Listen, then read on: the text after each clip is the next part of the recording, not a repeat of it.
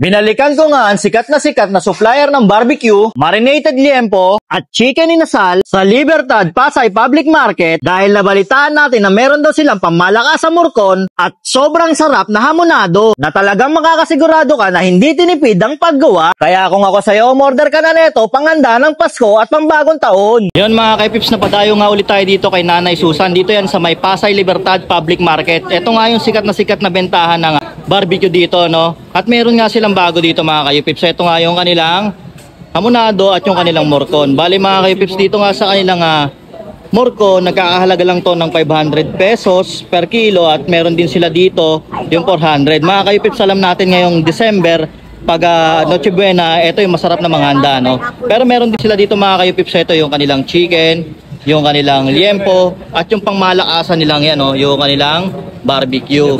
Mga kayupips, kung naghahanap kayo at tinatamad kayo magluto, no, magtusok-tusok sa Noche Buena o sa bagong taon, punta lang kayo dito talaga hindi na kayo mahirapan, iluluto nyo na lang. Ayan, no? At sulit na sulit yan mga kaipips, hindi sila gumagamit dito ng frozen na mga karne, no? Lahat yan fresh mga kaipips. Ayan.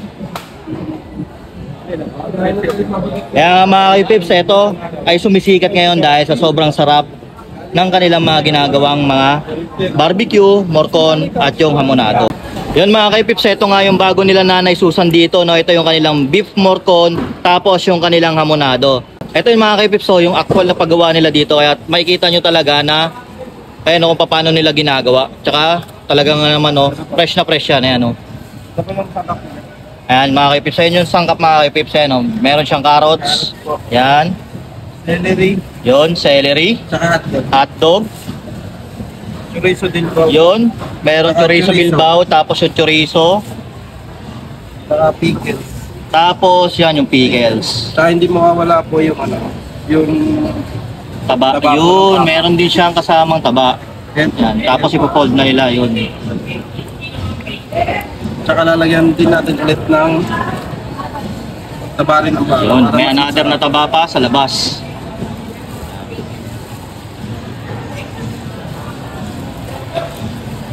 Mga kayupips yung paggawa niyan.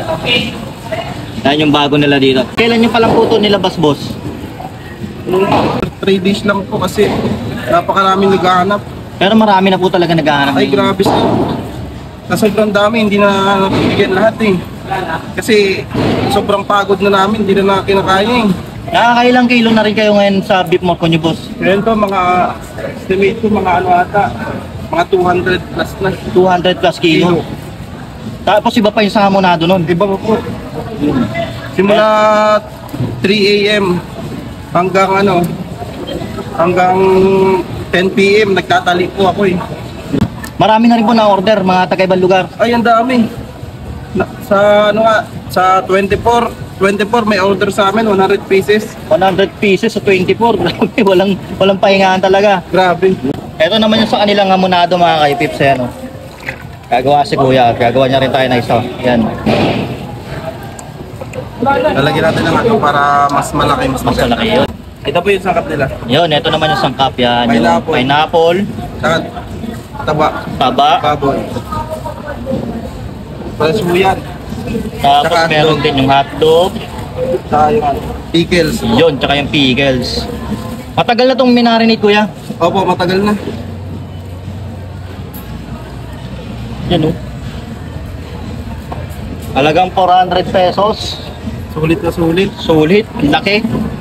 Sa 1 kilo yan, no? 1 kilo po. Pero depende naman sa ano, sa size. Sa size. May maliit naman po. Same din to Kuya. Marami na rin na-order na itong hamonado na to. Marami na. Kita nyo naman kasi kung gaano ka-solid yung pagkakagawa nila dito. Pulidong-pulido. Hindi tinipid. Hindi po. Saka mura pa ng halaga. Oo, mura pa. Yung mga kaipips. Kaya kung gusto nyo umorder ng gantong morcon tsaka yung hamonado, punta lang kayo dito sa Susan Meat Shop. At syempre mga kaipips, no, hindi mawawala yung barbecue ni Nanay Susan. Ito yung barbecue niya ngayon na nagkakahalaga ng 340 per kilo. Yan, o. 20 sticks na yan mga kaipips, yung 340. Yan yun. Hindi mawawala yan sa tinda ni Nanay. Ito yung bestseller niya, yung kanyang barbecue. Yan, o. Nay, kamusta Nay? Nababalitaan ko ngayon na meron ang morcon tsaka yung hamonado. Oo, ito. Yun po. Bali Nay, nakakailang kilo na kayo niyan ngayon sa isang araw? Sa Morcon? Opo. Siguro mga 200 kilos. 200 kilos po. Labot ka kami na 9 o'clock ng gabi. 9 o'clock ng gabi. Grabe Nay, pagod na pagod ka Nay. Siyempre, oo. Pero hindi po nawawala yung inyong beauty beauty pa rin po Tapos Nay, ganun pa rin po no, meron pa rin kayo yung barbecue no, hindi po nawawala yung best seller natin dito ang barbecue no. 340 pa rin po. Oo. Tapos etong yung morcon ni Nanay mga kayo pips yan no. Kita nyo kung gaano kapulido yan, tsaka solid yan. Gawa ni Nanay yan kaya siguradong masarap yan, hindi magbabago yan. Kaya dinadayo at ino-order to. Nay, paki-invite na lang po sila Nay para pumunta dito para malaman din po nila kung saan yung pwesto nyo tsaka yung lugar. Pasyalan po kayo dito sa Pasay Public Market dito sa Libertad. Dito na po kami sa Pasay Mall. Pag hindi nyo alam, pwede kayo magpasisecurity, magpasama. Yan. Thank you, Nay. Yan mga kaipips, so pag naghahanap nga kayo ng ihahanda ngayong Noche Buena o bagong taon, alam niyo na kung saan pupunta. Dito lang yan sa Pasay Libertad Public Market, dito sa nag-iisang Nanay Susan. Sulit ang kanilang morcon dito. At meron din sila dito mga kaipips yung barbecue, yung chicken at yung liempo. O paano mga kaipips, pag naghahanap kayo, kilala nyo na, Nanay Susan.